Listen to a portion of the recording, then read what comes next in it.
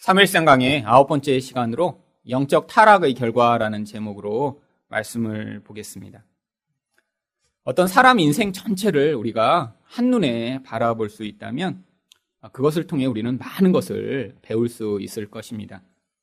한때 아주 잘 나가던 사람이 인생의 후반기에는 몰락하는 것을 보며 참 인생은 허무하다라는 것도 알 수 있을 것이고요. 또 시작은 아주 미약하지만 또 그가 또 나중에 성공하고 또 잘 훌륭한 사람으로 세워지는 것을 보며 참 인생은 세옹지마라고 하는 사실 또한 깨닫게 될 것입니다.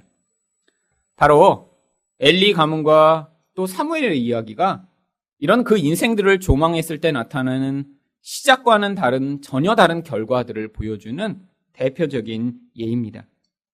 이스라엘에서 가장 잘 나가던 가문인 엘리 가문이 어떻게 점차 몰락해 가며 또 엘리의 사환에 불과하던 사무엘이 어떻게 하나님의 손에 붙들려 쓰임을 받게 되는가, 바로 그 이야기가 이 사무엘상 전반부를 차지하고 있는 것이죠. 성경은 그래서 이 둘의 대조되는 인생을 계속 반복적으로 기술을 하고 있습니다. 오늘 본문 1절 상반절 말씀에서도 이런 대조되는 이 두 가문의 이야기가 기록되어 있습니다. 사무엘의 말이 온 이스라엘에 전파되니라. 하나님이 이 사무엘과 함께 하심으로 말미암아 사무엘의 말이 권위가 있게 온 이스라엘에 전파되었다라고 하는 것입니다. 그런데 한 사람은 이렇게 몰락해가고 한 사람은 이렇게 하나님에게 붙들림 받아 쓰임 받을 수 있는 그 차이가 어디에서 비롯된 것인가요? 바로 앞장인 사무엘상 3장 19절 말씀을 보시면 사무엘이 자라매 여호와께서 그와 함께 계셔서 그의 말이 하나도 땅에 떨어지지 않게 하시니, 하나님이 함께 하신 결과가 이런 아주 큰 차이를 만들어내게 되었다라고 하는 것입니다.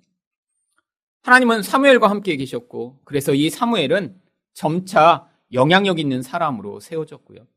반대로 엘리는 하나님이 그와 함께 하시지 않고 떠나셨기 때문에 점차 몰락하는 그런 사람이 되어버립니다.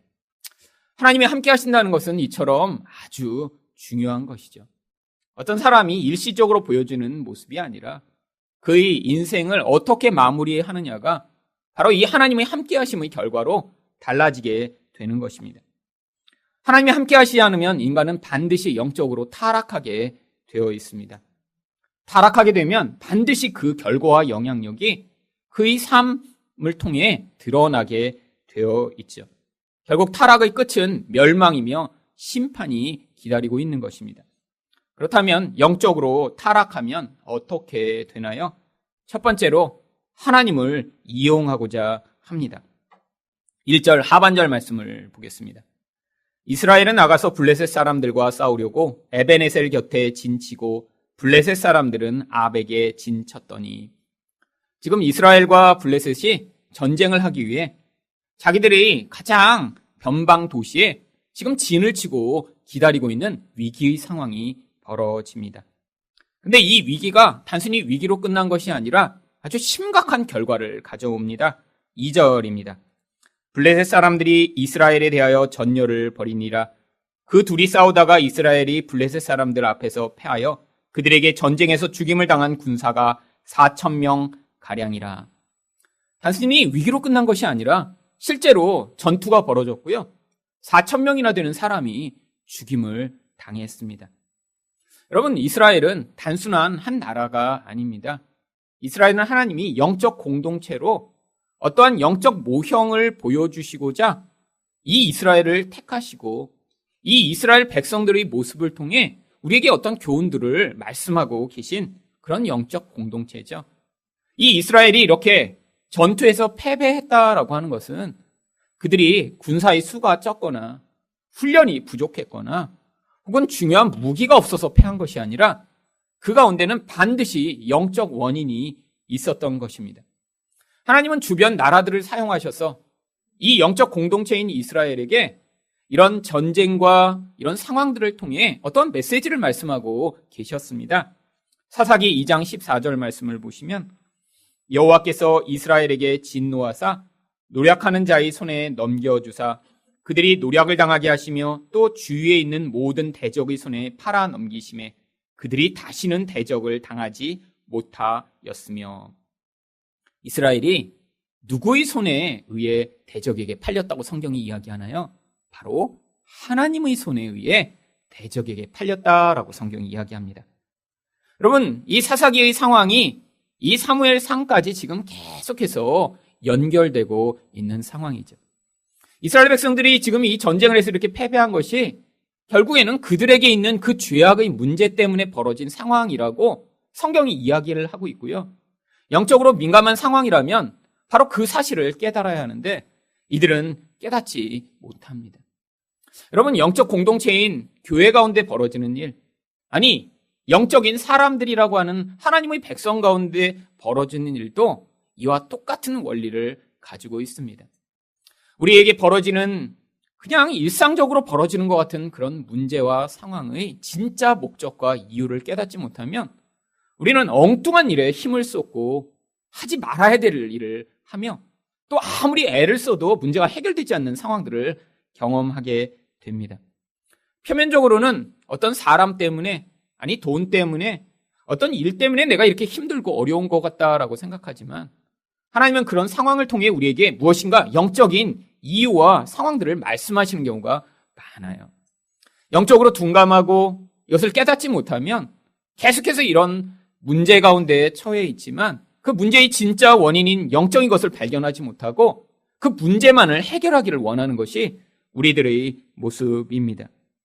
그런데 이 문제를 진짜 해결받기 위한 중요한 시작은 이 문제가 바로 이런 영적 위기로부터 말미암아 벌어진 것임을 우리가 깨달아 나의 삶 가운데 내가 하나님의 뜻에 복종해야 하며 또한 하나님의 뜻을 받아들여야 하는 것이 무엇인가를 깨닫게 되는 바로 영적 시각이 열리는 것입니다. 그런데 이런 외적인 벌어진 상황이 아주 심각하게 진행되는 진짜 이유는 이런 영적 원인을 깨닫지 못한 채로 눈에 보이는 상황만을 해결하고자 하는 영적 오판으로부터 이런 결과가 벌어집니다. 3절 상반절 말씀입니다. 백성이 진영으로 돌아오매 이스라엘 장로들이 이르되 여호와께서 어찌하여 우리에게 오늘 블레셋 사람들 앞에 패하게 하셨는고. 여러분, 장로들이 모여있지만 깨닫지 못하고 있는 것이에요. 이들은 지금 자기의 죄를 발견하지 못한 채로 아니 전쟁을 하면 당연히 승리하겠지라고 하는 지금 착각에 빠져있던 것이죠. 패배를 했음에도 불구하고 자기들에게 회개할 문제가 있고 하나님의 뜻과 지금 잘못 살아가고 있다는 사실을 인정하지 못한 채로 아니 왜 졌지? 뭔가 지금 이상하잖아 라고 생각하며 전혀 그 원인을 깨닫지 못하고 있는 것입니다. 여러분, 영적으로 무딘 사람들이 바로 이런 태도를 보입니다.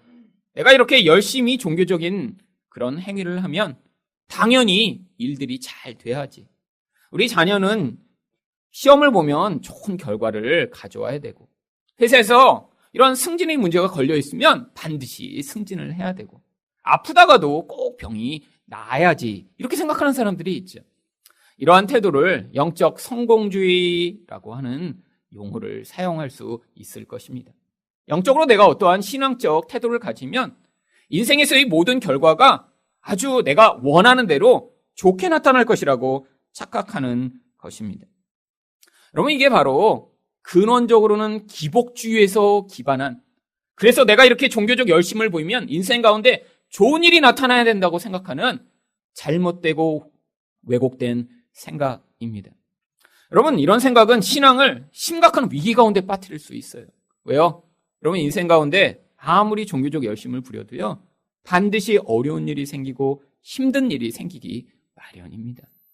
여러분, 인생 가운데 주어지는 좋은 일이 나의 이런 종교적 열심과 헌신의 그 결과에 따라 달라지는 게 아니라는 거예요.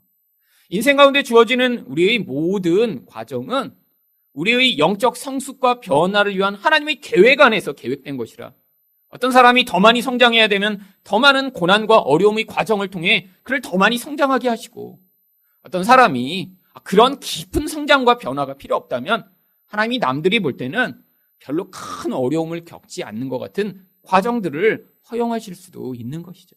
근데 그게 하나님의 손안에 달려 있다라고 하는 것입니다. 여러분, 이 이스라엘 백성들은 지금 착각을 하고 있습니다. 하나님이 자기 뜻대로 움직이시는 그런 분이라고 지금 착각하고 있는 것이죠. 그래서 그들이 시도하는 방법이 바로 3절 하반절입니다. 여호와의 언약궤를 실로에서 우리에게로 가져다가 우리 중에 있게 하여 그것으로 우리를 우리 원수들의 손에서 구원하게 하자 하니. 여러분, 바로 하나님을 자기의 승리를 위해 이용하고자 하는 이런 태도가 나타나는 것입니다. 하나님의 언약궤는 곧 함께 하시는 하나님을 의미하는 것이죠. 여러분, 어떤 애가 밖에 나와서 싸우다가 친구한테 매를 맞았어요. 그래갖고 집에 와서 지금 아빠 불러가다 너 때려줄 거야. 그래서 지금 아빠를 불러오는 상황입니다. 근데 이게 정상적인 그런 상황. 옆집 애가 깡패고, 그리고 그 깡패한테 이렇게 맞으면 아빠를 불러갈 수도 있죠. 근데 지금 상황은 그런 상황이 아니에요. 하나님이 옆집 큰애 보고, 야, 우리 아들 지금 너무 교만하게 맨날 이렇게 그냥 아무나 가서 때리고 그러니까 너가 좀 혼내줘라고 옆집에 사탕 주면서 오히려 부탁한 상황이에요.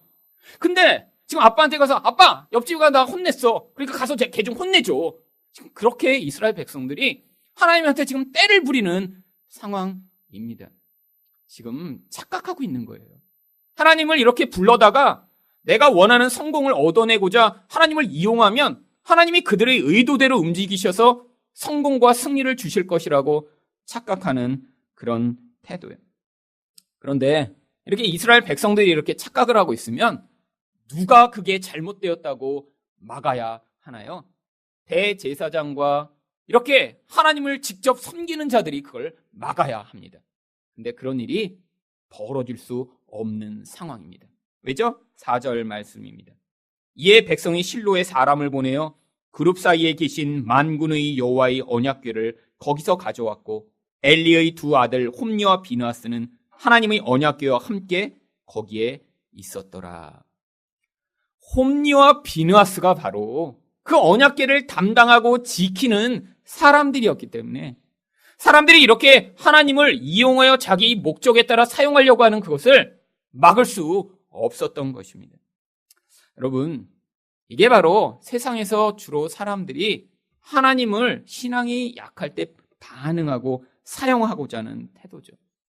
가장 전형적인 태도가 무엇입니까?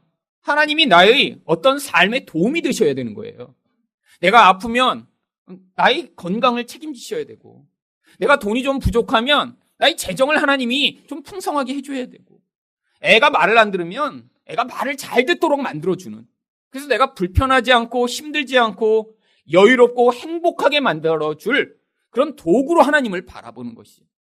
여러분, 근데 더 큰 문제가 뭔지 아세요? 이런 사람들의 심리가 잘못되었다라고 지적하는 사람보다 그게 맞다, 네가 조금만 더 기도하고 열심을 부리면 하나님이 그렇게 해주실 거야 라고 부추기는 이런 종교 지도자들이 너무 많이 존재하고 있다라고 하는 것입니다. 여러분, 하나님은 우리의 뜻에 따라 움직이는 분이 아니세요. 더욱이 내가 원하는 무엇인가를 주셔서 나의 그런 부족을 채워주시고 나의 행복을 보장해 주시고자 지금 그 일시적인 만족을 주시는 분이 아니세요. 여러분, 이 땅의 인생이라는 것은 영원한 하나님 나라의 준비 과정입니다. 여기에서 내가 일시적으로 행복하고 만족한 것이 목적이 아니라 영원한 하나님 나라를 위한 사람으로 준비되어야 하기 때문에 하나님이 때로는 힘들고 어려운 과정에 있더라도 그 과정을 통해 우리가 진짜 영원한 나라에서 살아갈 수 있는 그런 죄를 벗어난 사람, 우상을 벗어난 사람, 진짜 사랑할 수 있는 사람이 되도록 지금 격려하고 훈련하시고 인도하고 계신 것이죠. 여러분, 어떠한 올림픽과 같은 중요한 경기에 나가는 선수들은 몇 년 동안 아주 힘든 훈련의 과정을 지납니다. 예전에 제가 봤던 다큐멘터리에서는 매일 아침마다 이제 올림픽 한 팀인데 아침에 일어나면 제일 먼저 하는 게 몸무게를 재는 일이더라고요. 근데 아침에 당장 일어나서 몸무게를 재면 아주 정확한 전자저울로 재면 그 전날 밤에 라면을 먹었나 안 나다가 이렇게 딱 몸무게로 몇 그램이 차이가 나면서 딱 이렇게 발각이 된대요. 그러면 아침에 그게 발각된 사람은 그날 그 선수촌 뒤에 있는 산을 아침에 2시간을 뛰고 와야 되는 거예요. 왜? 밤에 라면 먹어서 그만큼 몸무게가 달라지면 그날의 경기력에 영향을 미치니까. 근데 당장 그 다음날 경기에 나가는 게 아닙니다. 그렇게 몇 년 동안 매일 뛰고 준비하고 조절하며 그 한날을 기다리는 거죠. 여러분, 그러니까 힘든 거예요. 여러분, 근데 코치 역할이 뭐죠? 젊은 애들인데 라면 먹고 싶지. 그냥 먹어. 그거 먹고 싶은 내가 다른 라면도 사다 줄게. 여러분, 이런 코치는 좋은 코치가 아닙니다. 아침마다 제 몸무게 500g 늘었잖아, 이 나쁜 놈아. 뭐 먹었어, 밤에? 그래갖고 힘들게 한 다음에 코치님 오늘 너무 힘든데 못 뛸 것 같아. 아니야, 산꼭대기 갈 때 뛰고 와. 그래서 뛰고 오게 만드는 코치가 나중에 궁극적으로 진짜 좋은 코치죠. 왜요? 여러분, 우리가 얻을 면류관과 상급이 이 땅에 있지 않기 때문입니다. 하나님 나라에서 영원히 사랑하는 사람으로 살아야 되는데, 영원히 하나님만을 섬기는 사람으로 살아야 되는데, 여기에서 우리의 일시적인 욕구와 욕망을 만족시켜주는 그런 하나님은 사실 우리 마음대로 하는, 우리가 만들어내는 신에 불과한 것이죠. 여러분, 그래서 열심히 기도한다고 기도가 응답되는 것이 아닙니다. 그럼 어떤 기도가 응답되나요? 요한복음 15장 7절 말씀입니다. 너희가 내 안에 거하고 내 말이 너희 안에 거하면 무엇이든지 원하는 대로 구하라. 그리하면 이루리라.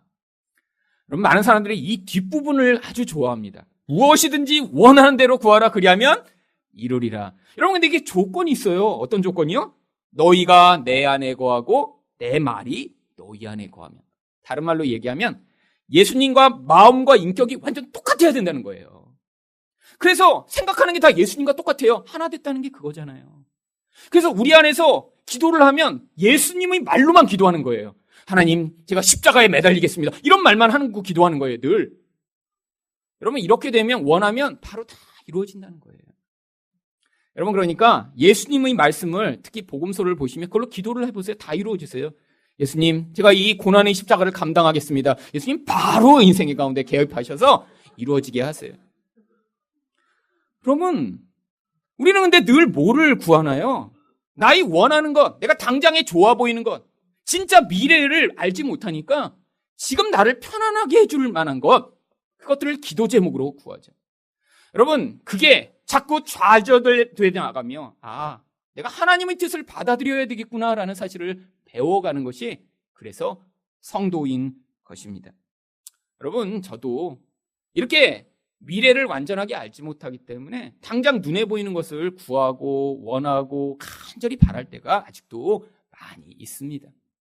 그런데 예전과 달라진 태도는, 옛날에는 그렇게 오래 기도했는데 안 이루어지면 마음이 낙심하고 화가 나고 힘들었다면 요즘은 이제 빨리 받아들이게 된 것이죠.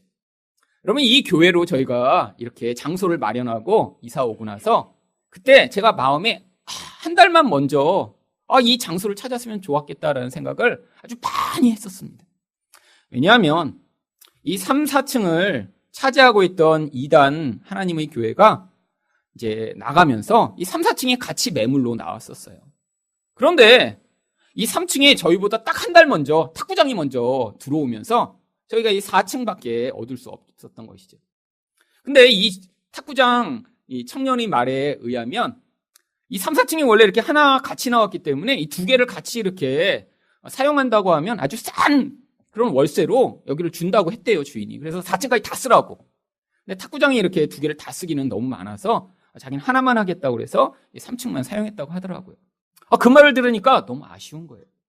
처음에 이 3층은 이렇게 예배당으로 만들고 4층은 이렇게 좀 교육관으로 만들고 그랬으면 얼마나 좋을까. 근데 지내다 보니까 그보다 더 좋은 아이디어가 떠오르기 시작했습니다. 왜냐하면 이 건물에 엘리베이터가 없잖아요. 그래서 보니까 2층을 예배당으로 만들면 오히려 3층보다 더 낫겠다는 생각이 들었습니다. 왜냐하면 2층은 뒤로 가면 그냥 차에서 내리면 바로 1층처럼 쓸 수 있고 주차장도 있잖아요. 그래서 제가 마음에 소망이 생기기 시작했어요. 그래서 제가 이 건물을 오르락 내리락 할 때마다 2층을 쓰다듬으면서 다니기 시작했습니다. 주여 주시옵소서. 그 땅을 자꾸 선포했어요. 하나님, 이 땅은 하늘사랑교회의 땅임을 선포합니다. 아멘. 여러분, 하루에도 여러 번 왔다 갔다 하는데 정말 이렇게 계속 하다 보니까 막 믿음이 생기기 시작하는 거예요. 나갈지어다 막 하면서. 그래서 여기 이제 나가겠다고 이런 마음도 들고.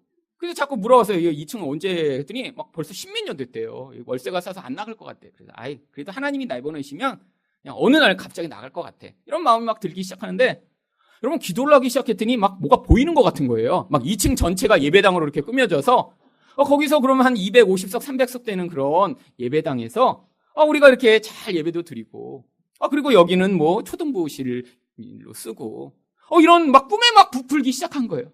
점점 꿈에 부풀었더니 이제는 막 정말 흥분되기 시작했습니다. 그래서 그 흥분의 정점에서 이제 하나님 이때쯤이면 주시면 좋겠다라는 정점에서 갑자기 이 건물에서 쫓겨난다는 이야기를 듣게 된 것입니다.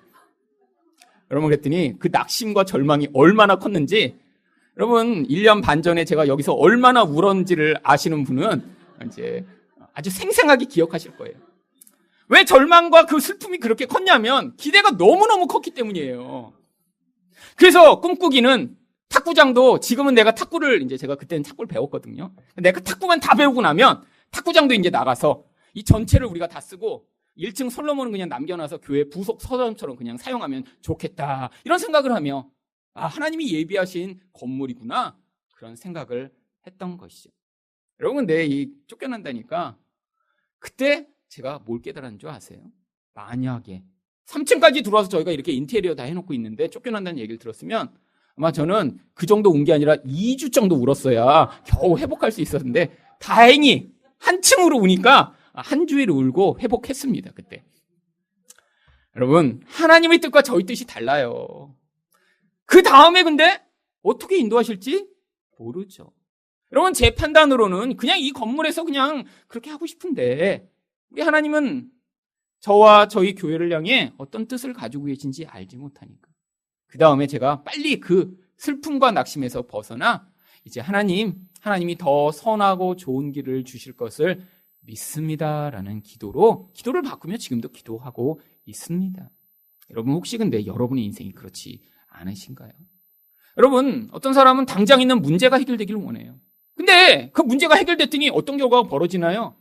그 문제 때문에 하나님 앞에 나오고 마음이 겸손해지고 예배를 사모하는 마음을 가졌던 그 마음이 다 사라지고 문제가 해결된 다음에는 다시 아무런 영적 감동을 느끼지 못하는 그런 단단해진 마음을 갖게 되는 사람들이 아주 많이 있습니다. 하나님이 일시적으로 어떤 상황을 통해 어떤 사람의 그런 일시적 상황을 바꾸는 것보다 그의 본질을 바꾸시고 그의 내면이 진짜 하나님의 뜻을 받아들일 수 있는 사람으로 만들어 가시는 것이 목적이기 때문에 우리 일생 가운데 때로는 우리가 원하고 기도하는 것이 이루어지지 않는 것 같은 상황들이 벌어지는 것입니다. 두 번째로 영적으로 타락하면 어떻게 되나요? 거짓된 감정에 사로잡힙니다. 5절 말씀입니다. 여호와의 언약궤가 진영에 들어올 때 온 이스라엘이 큰 소리로 외치매 땅이 울린지라. 여러분 이스라엘 백성들은 지금 어떠한 이런 흥분에 사로잡힌 거죠? 야 여호와의 궤가 왔잖아. 지난번에는 우리 실패했지만 이제 하나님이 우리랑 함께 계시니까 반드시 승리하겠지. 지금 헛된 기대가 막 커지기 시작한 거예요. 이게 흥분이 너무너무 되면서 막 그 지인 자체가 와! 막 소리를 지르며 막 난리가 난 거예요. 여러분, 그런데 이 흥분이 곧 어떻게 바뀌나요? 처참한 패배로 말미암아 더 깊은 슬픔으로 변화됩니다. 여러분, 많은 사람들이 하나님의 뜻을 이렇게 자기가 생각하는 것이 뭔가 이루어지는 것으로 착각하고 뭔가 상황적으로 내가 원하는 어떤 상황이 벌어지면 그때 흥분하고 그때 기뻐하고 그때 아주 강렬한 그런 감동을 가지게 되는 경우가 많이 있죠. 여러분 찬양하고 기도하고 예배하는데 마음이 기뻐지면 하나님이 함께 계신 것인가요?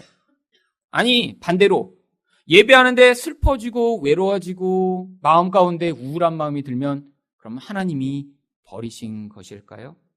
아닙니다. 여러분 우리 감정은 아주 일시적이에요. 여러분 감정이 기뻐지고 즐거워지는 그 일시적 감정은 주로 어디에 근거한 것인가요? 외적 상황에 근거한 것입니다. 그래서 외면 가운데 어떤 원하는 것이 잠깐 벌어지면 금방 기뻐져요. 아니 내가 좋아하는 사람이 나타나면 금방 즐거울 수 있고 아니, 내가 아주 싫어하는 사람이 옆에 나타나면 마음이 또 금방 우울해질 수 있죠. 여러분, 감정은 우리 상황에 따라 요동하며 또한 영적인 내 내면을 보여주는 영적 창문과 같은 역할을 하는 것입니다. 여러분, 예수 믿는다고 늘 마음이 기쁘고 행복할 수 있나요? 여러분, 예수 믿으면서 많은 사람들이 착각하는 게 그거예요. 이렇게 마음이 우울해지고 힘들어지고 감정적으로 요동하게 될 때 이것 또한 하나님의 백성들이 반드시 경험해 나가야 할 과정임을 받아들이지 못하고 자꾸 일시적인 만족과 기쁨으로 내 감정을 자꾸 변화시키려고 몸부림치는 경우가 많이 있습니다. 여러분, 하나님 은혜가 임하면 우리 가운데 일시적 기쁨을 느낄 수도 있죠. 여러분, 근데 진짜 깊은 은혜가 임하면 어떤 줄 아세요? 그 은혜가 내 감정의 차원에 머무는 것이 아니라요, 영혼의 차원까지 흘러 들어가 내 영혼 안에 진짜 감추어 있는 근원적 죄악과 그 죄악이 만들어내는 그 부정적 감정들을 다 밖으로 쏟아내도록 만드는 역할을 하게 됩니다. 여러분, 영혼 안에 분노가 가득한 사람은 그래서 은혜가 깊이 임하면 예배하면서도 화날 수 있어요. 마음에 외로움이 가득한 사람은 오히려 은혜가 깊이 임하는 가운데 자기 외로움을 목격하게 되는 경우가 많고, 두려움이 영혼 안에 가득한 사람은 오히려 은혜가 임하면서 왜 이렇게 두렵지라는 그 두려운 마음을 가지게 되는 것이죠. 여러분, 마음 안에 이런 부정적 감정이 드러나는 것이 그래서 오히려 정상적입니다. 사람들은 부정적 감정을 경험할 때마다 그를 벗어나고자 몸부림을 쳐요. 여러분, 근데 벗어나고자 몸부림치는 그 행위가 그를 진정 자유케 할 수 있나요? 여러분, 우울한데 코미디 좀 본다고 마음이 그때부터 진짜 행복해지나요? 아니요. 여러분, 그 일시적으로 그 감정들을 회피하는 것은요, 더 깊은 문제를 만들어내게 되어 있습니다. 아니, 마음이 너무너무 화가 났는데 그냥 그 분노를 이렇게 잠시 가라앉히고 그리고 다른 일에 몰두하거나 하면 어떻게 되나요? 그 분노가 다른 데서 튀어나오게 되어 있죠. 밖에서 화가 나면 그 다음에 집에 와서 한 놈만 걸려라. 아니, 그것도 못하게 되면 그럼 자면서까지라도 화를 내고 싶어하는 것이 우리 본질입니다. 여러분, 그래서 그 감정을 통해 내 영적 근원 안에 무엇이 자리하고 있는지를 우리가 깨달아야 합니다. 여러분, 분노가 지배하는 사람은 원래 왜 그렇게 분노를 하게 되는 것인가요? 여러분, 분노가 많은 사람일수록 인생을 자기 원하는 대로 살고 싶어하는 자기 중심적 욕구가 강한 거예요. 내 뜻대로 인생이 되기를 원하는 것입니다. 근데 어려서부터 그럴 가능성이 많았어요.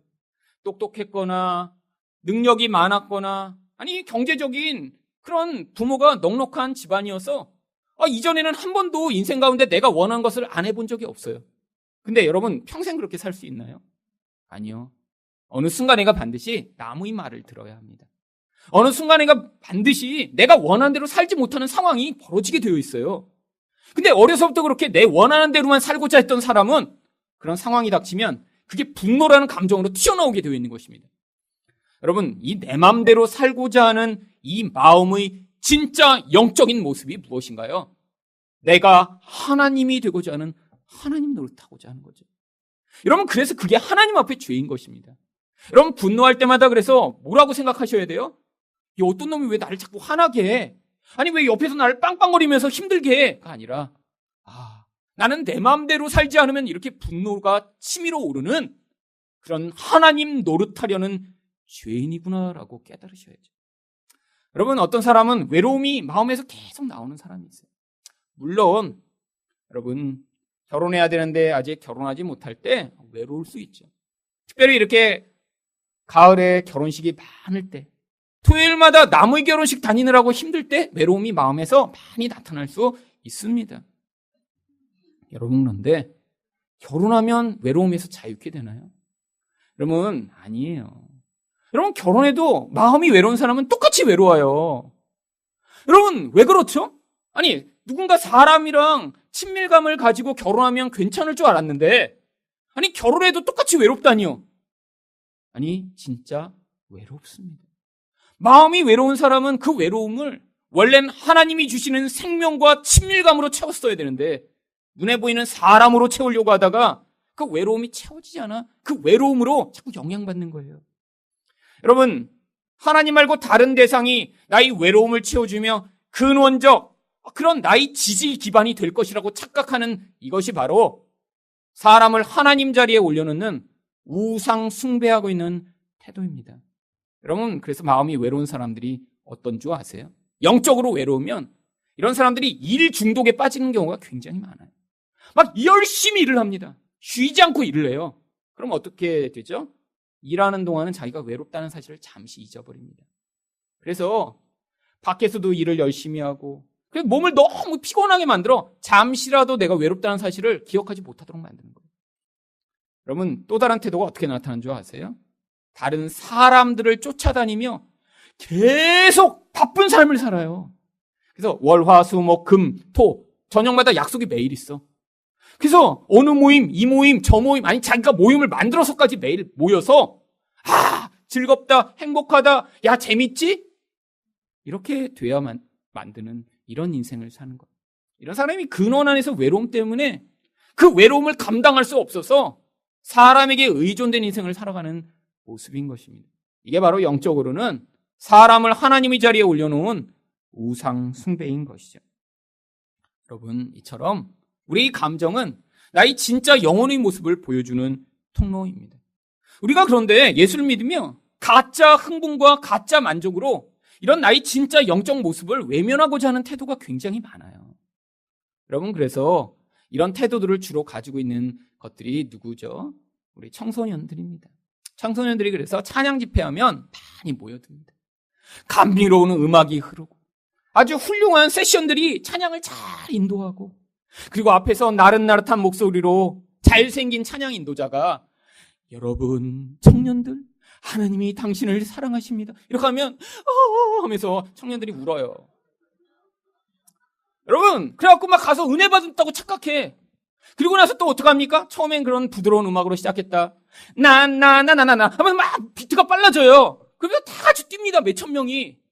그럼 뛰면서 다 어떻게 하고 있는 줄 아세요? 성령임에서 막 몸이 뛴다고 생각해요. 여러분, 그 모습을 딱 어디 가면 경험할 수 있냐면 야구장에 가면 딱 경험할 수 있습니다. 여러분, 속에다가 유니폼 바꿔 입고 가서 넥센 기아 하면서 흥분하기 시작해 보세요. 여러분, 한 2-3시간 가서 흔들고 나면요, 내가 야구의 신에 감동돼 온몸이 막 흥분을 되며 막 점프할 수 있을 것 같은 그런 흥분에 사로잡힙니다. 여러분, 근데 이 결과가 어떻죠? 내가 응원한 팀이 이기면 그 흥분과 기쁨으로 나와서 막 기쁜데 열심히 응원했는데 뭐 10대 빵으로 졌어요. 그럼 어떨까요? 지옥과 같은 절망감을 맛보겠죠. 여러분, 이게 감정이 가져오는 결과예요. 일시적 흥분이 진짜 기쁨을 가져올 수 없는 것입니다. 여러분, 근데 예수 믿으면서도 이런 거 경험하고자 하는 사람들이 많아요. 가서 일시적으로 좋은 음악과 빵빵한 그런 오디오를 통해 듣게 되는 그 찬양으로 일시적 만족을 경험하며 그러면서 자기가 지금 행복하고 은혜 받고 있으며 성령이 임하고 있다고 착각하려고 하는 이런 사람들이요. 여러분, 은혜가 임하면 오히려 우리의 어두운 영혼의 모습이 폭로되는 경우가 굉장히 많습니다. 근데 우리는 불편해요. 여러분, 예배 많이 드리고 기도하는데 점점 우울해진다고 생각해 보세요. 더 열심히 기도했는데 점점 무서워져요. 아니, 점점 그래서 하나님을 더 붙들었더니 점점 화가 나. 여러분, 그러면 이거 지금 뭔가 잘못되고 있다라고 생각하겠죠. 그러면 대부분 어떡합니까? 나를 일시적으로 만족시켜줄 수 있는 그런 자극적인 설교, 자극적 분위기의 그런 교회들을 찾아 헤매는 것입니다. 아니요. 하나님이 여러분의 인생 가운데 진짜 개입해 오시면 은혜가 표면의 수준에 머무는 것이 아니라 여러분이 영혼의 깊은 데로 스며들기 시작하면 여러분이 영혼을 진짜 지배하고 있는 영적 어두움과 여러분 마주하셔야 합니다. 여러분, 제 인생 가운데 제가 가장 어두운 저희 4명과 마주했던 시기가 바로 이 교회를 개척하기 전의 2년간이었습니다. 여러분, 그때 제가 경험했던 감정들은 사실 제 인생 가운데 한 번도 그런 감정들을 그렇게 집요하고 깊이 경험한 적이 없었던 감정들이었습니다. 여러분, 매일매일 너무너무 우울했고요. 너무너무 낙심되었고요. 매일 그래서 허무하고 정말 인생이 다 끝나버린 것처럼 절망감이 제 인생을 지배했습니다. 여러분, 근데 영적으로 보면 그때가 최고 좋았어야 될 시기예요. 왜요? 미국에서 이 지금 여러분한테 가르쳐드리는 이 복음의 말씀을 매일같이 묵상하며 준비한 그 끝에 한국에 온 것이고요. 미국에서 정말 이런 일상을 살며 할 수 없는 그런 깊은 기도를 매일 하며 어떤 때는 하루에 10시간씩 기도하며 제 내면을 들여다보고 미래를 위해 준비하며 살았던 그 끝에 한국에 온 것이고요. 그러면 그 충만함과 기쁨과 만족이 가장 최고조에 달했어야 될 것이 아닌가요? 아니요. 근데 제 영혼은 너무너무 어둡고 우울해서 매일같이 잠을 이룰 수 없었습니다. 하나님이 저를 버리신 것 같았고요. 도대체 그 어두움을 제가 감당할 수 없어서 정말 제 영혼이 정말 어떻게 저를 만들지 몰라 매일 불안하고 초조한 채로 매일매일을 살았습니다. 그렇게 2년을 살게 되었더니 그 2년 끝에야 제가 뭘 발견한 줄 아세요? 아, 내가 목회를 못하고 있어서 이렇게 힘든 건지. 근데 내가 목회를 못하고 있다고 이렇게 힘든 진짜 이유가 무엇일까라고 곰곰이 기도하며 깨달은 결과가 목회를 통해 저 자신을 증명하고 싶었던 거죠. 내가 이렇게 목회를 잘하니까 사람들이 이 말씀의 은혜를 받고 이 말씀으로 말미암아 변화되니까 나는 괜찮은 사람이야 라는 것을 빨리 와서 증명하고 싶었는데 목회의 길이 열리지 않으면서 무직인 상태로 2년을 지냈더니 영혼이 너무너무 힘들고 고통스러워서 나중엔 죽을 것처럼 되어버린 거예요. 제가 그때 제 우상, 그렇게 이전에 많이 기도하고 묵상해도 깨닫지 못하던 그 우상을 그때 발견했습니다. 나를 목회를 통해 증명하고 싶었던 그 우상이요. 저는 돈으로 저를 증명할 수 없는 사람이에요. 저는 제 키로 저를 증명하겠어요? 아무것도 다른 증명할 게 없는데 그래도 제가 증명할 거라고는 목회의 결과로 이렇게 나는 괜찮은 사람이라는 걸 증명하고 싶었던 거죠. 여러분, 그게 바로 저희 우상이었던 것입니다. 좋은 결과를 남겨 영향력을 크게 미쳐서 사람들이 저를 인정하게 만드는 그 근원이에요. 여러분, 그걸 발견하고 하나님, 제가 목회를 하지 않겠습니다라고 내려놓았을 때 그때 저한테 정말 놀라운 평안과 정말 이전에 경험하지 못했던 기쁨과 만족을 하나님이 주셨고요. 그리고 그 다음에 바로 그 다음 주부터 개척 준비해서 그거 목회 안 하겠다고 내려놓은 한 달 후에 이 하늘사랑교회가 시작된 것입니다. 여러분, 근데 지금 돌아보니까 그 2년 동안이 제 인생 가운데 가장 영적으로 하나님 은혜가 컸던 기간이었습니다. 왜죠? 여러분, 이전에 그렇게 많이 기도해도 깨닫지 못했던 제 영혼의 가장 깊은 곳에 있었던 그 인정과 과시의 욕구가 그 2년의 깊은 어두움과 절망을 통해 폭로되고 드러났기 때문이죠. 여러분 가운데 지금 그런 감정적 고통을 경험하고 계시는 분 계신가요? 우울한 감정이 계속 여러분 안에 치솟아오르고 계신가요? 자꾸 좌절되고 절망이 여러분의 마음을 지배하고 계신가요? 아니, 하나님 없이 살면서 그런 걸 경험하는 게 아니라 내가 하나님을 더 잘 믿고 싶고 나는 예배하는 삶을 살고 말씀을 붙들고 있는데도 자꾸 그런 부정적 감정이 여러분에게 나타나고 계신가요? 하나님이 여러분을 버리신 것이 아니라 여러분에게 이전보다 더 큰 은혜로 개입해 오셔서 여러분을 본질에서부터 지금 변화될 수 있도록 은혜를 베풀고 계신 것입니다. 마지막으로 영적으로 타락하면 어떻게 되나요? 하나님의 심판을 받게 됩니다. 6절 말씀입니다. 블레셋 사람이 그 외치는 소리를 듣고 이르되 히브리 진영에서 큰 소리로 외침은 어찌 됨이냐 하다가 여호와의 괴가 진영에 들어온 줄을 깨달은지라. 여러분, 블레셋 사람들도 당시에는 이렇게 신들의 전쟁이라고 불리는 전쟁의 대행자였기 때문에 지금 이 상황을 금방 깨닫게 된 것이죠. 아니, 이전에 4,000명이나 죽는 그런 패배한 자들이 어떻게 저렇게 갑자기 흥분했지? 상황을 보니까 여호와의 계획가 와서 하나님이 그들과 함께 하신다는 것을 발견한 것입니다. 그뿐 아니라 이들은 이 이스라엘 백성들이 과거에 어떤 역사를 가지고 있는지도 알던 사람들입니다. 7절과 8절입니다. 블레셋 사람이 두려워하여 이르되 신이 진영에 이르렀도다 하고 또 이르되 우리에게 화로다. 전에는 이런 일이 없었도다. 우리에게 화로다. 누가 우리를 이 능한 신들의 손에서 건지리요. 그들은 광야에서 여러 가지 재앙으로 애굽인들을 친신들이니라. 여러분, 이들이 그 역사를 기억하며 야, 큰일 났다. 이제 우리가 질 것 같아. 어떻게 하지? 그런데 여러분, 그들이 이 두려움에 사로잡혀 있지 않고 그들이 어떤 반응을 하나요? 9절입니다. 너희 블레셋 사람들아 강하게 되며 대장부가 되라. 너희가 히브리 사람의 종이 되기를 그들이 너희 종이 되었던 것 같이 되지 말고 대장부같이 되어 싸우라 하고. 여러분, 다 하나님이 이들이 두려움에 사로잡히지 않도록 개입하신 것 같습니다. 아니, 다른 때는 하나님이 이 적들을 그 두려움에 사로잡혀 패배하도록 인도하신 때도 있었는데, 이곳에서는 하나님을 자기의 승리와 목적을 위해 사용하는 자들을 어떻게 심판하시는지를 보여주시고자 하나님이 오히려 이 블레셋 사람들이 마음을 다잡고 용맹하게 싸울 수 있는 사람이 되도록 만드신 것이죠. 그래서 이 결과로 이스라엘 백성들에게 심판이 임합니다. 10절 말씀을 보겠습니다. 블레셋 사람들이 쳤더니 이스라엘이 패하여 각기 장막으로 도망하였고 사륙이 심히 커서 이스라엘 보병의 엎드러진 자가 3만 명이었으며. 그러면 철저한 패배가 일어난 것이죠. 그러면 3만 명의 사람이 죽었다고 생각해 보세요. 여러분, 그 처참한 광경을 목격할 수 있을까요? 그러면 어디에 정말 산사태가 나고 심각한 재난이 나서 몇백 명 죽었다고 해도 정말 너무나 처참하고 힘든 일인데, 이렇게 3만 명이 죽어 들판에 엎드려졌다고 생각해 보세요. 지금 하나님이 이 상황을 통해 이스라엘이 얼마나 우상 숭배하고 있으며 하나님이 진노 가운데 있는 자들임을 보여주시고자 한 것입니다. 그런데 그 상황과 동시에 또한 어떤 일이 벌어졌나요? 11절 상반절입니다. 하나님의 교회는 빼앗겼고. 여러분, 이건 아주 심각한 일입니다. 여러분, 예전의 전쟁은 그냥 군사력으로 싸운다고 생각하지 않았어요.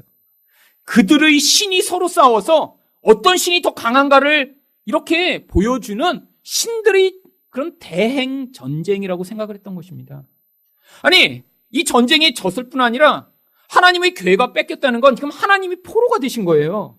아니, 우리 하나님은 원래 강하신 분이시잖아요. 이런 원수에게 포로가 될 만한 그런 분이 아니시잖아요. 그런데 지금 하나님이 포로가 된 이런 상황입니다. 어떻게 능력이 많으신 하나님이 원수들의 손에 의해 포로가 되실 수 있죠? 하나님 백성들의 죄악 때문에 하나님이 포로가 되신 것입니다. 원래 죄악의 결과는 이런 전쟁에서 패하게 되는 거예요. 그래서 구약의 말씀을 보면 너희가 하나님을 불복종하고 죄를 지으면 반드시 전쟁에서 패하게 된다고 하나님이 율법 가운데 적어 놓으셨습니다. 바로 그 결과가 벌어진 거예요. 마치 이스라엘을 대표해 하나님이 포로가 되신 것 같은 이 상황이에요. 여러분, 근데 이 상황이 앞으로 이렇게 죄 가운데 매여 있는 자들, 죄악으로 말미암아 심판받아 원수의 노예가 돼 영원히 원수를 섬기다가 죽을 수밖에 없는 자들이 어떻게 구원받게 되는지를 보여주는 모형입니다. 여러분, 우리가 원래 원수의 노예가 된 자들이고, 우리가 이렇게 포로가 돼서 결국에는 마귀를 섬기다 사망의 결국을 삭스로 받아 죽었어야 할 자인데, 우리를 위해 어떤 일이 벌어졌나요? 바로 예수님이 마귀와 사망의 포로가 되신 사건이 있었던 것이죠. 그래서 마태복음 20장 18절과 19절은 무엇이라고 이야기하나요? 인자가 대제사장들과 서기관들에게 넘겨짐에 그들이 죽이기로 결의하고 이방인들에게 넘겨주어 그를 조롱하며 채찍질하며 십자가에 못 박게 할 것이나 제3일에 살아나리라. 여러분, 예수님이 대신 우리를 향해 조롱받으시고 핍박을 당하시고 죽임을 당하시게 되는 이 비참한 결국이 나타나게 된다는 거예요. 여러분, 근데 죽임을 당하고 끝인가요? 아니요. 예수님이 부활하셔서 바로 그 포로되어 만들었던 그 원수의 세력을 다 무너뜨리시고 우리를 거기서 넉넉히 구원하실 수 있는 하나님이심을 보여주시는 것입니다. 이게 바로 반전이죠. 가장 수치스럽고 부끄러운 그런 자리에 서셨던 그분이 그 죽음을 이기고 마귀를 이기고 우리를 구원하신다니요. 그래서 골로새서 2장 14절과 15절은 이 반전적인 상황을 이렇게 이야기합니다. 쉬운 성경으로 이 말씀은 보겠습니다.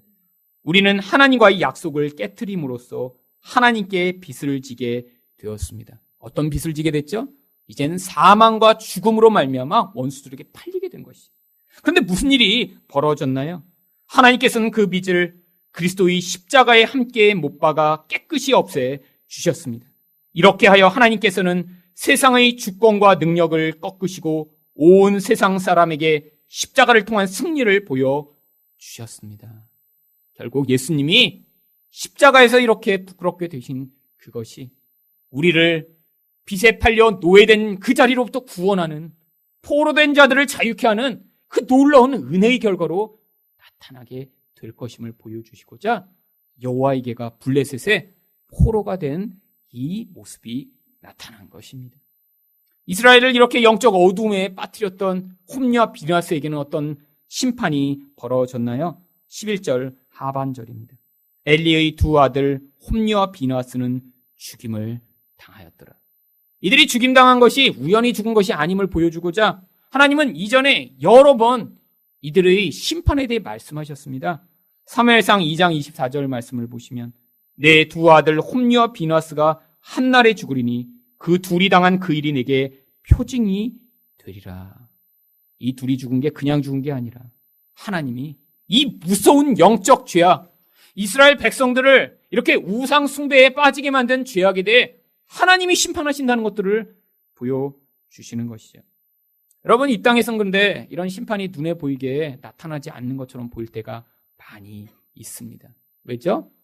우리는 인생을 이렇게 전체를 조망하여 보지 못해요.